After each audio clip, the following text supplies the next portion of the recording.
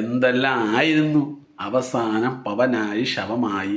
നമ്മുടെ ദിലീപ് കുറ്റം ചെയ്തിട്ടുണ്ട്. ദിലീപാണ് ഇതിൻ്റെ പുറകിൽ. എന്തെല്ലാം ജനവിധിയായിരുന്നു. ഇപ്പോൾ കോടതിയിൽ തെളിവുകൾ വന്നപ്പോൾ നിരപരാധിയാണ് ദിലീപ് എന്നുള്ളത് തെളിഞ്ഞിരിക്കുന്നു. അപ്പം ആരാണ് ഈ കുറ്റകൃത്യത്തിൻ്റെ പുറകിൽ ബുദ്ധിമാൻ? അതിന് തീർച്ചയായിട്ടും ഉത്തരം കിട്ടാനുണ്ട്. കാരണം ഈ പൾസർ സുനിക്ക് വ്യക്തിപരമായിട്ട് ഈ നടിയോട് യാതൊരു വിരോധവുമില്ല.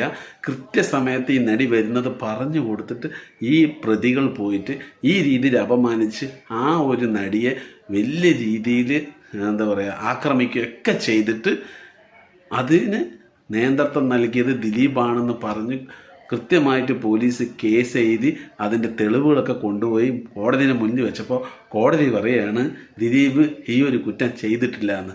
അപ്പോൾ ഈ പോലീസുകാർ എന്ത് തെളിവ് ഉണ്ടാക്കി എന്നുള്ളത് എനിക്ക് ഇതുവരെ മനസ്സിലായിട്ടില്ല. എങ്ങനെ ദിലീപ്, ഒരു പാവപ്പെട്ട ദിലീപ് എങ്ങനെ പ്രതിയായി? 85 ദിവസം എന്തിന് ജയിലിൽ കിടന്നു? ഇങ്ങനത്തെ ഒരുപാട് ചോദ്യത്തിലുള്ള ഉത്തരം കിട്ടാനുണ്ട്.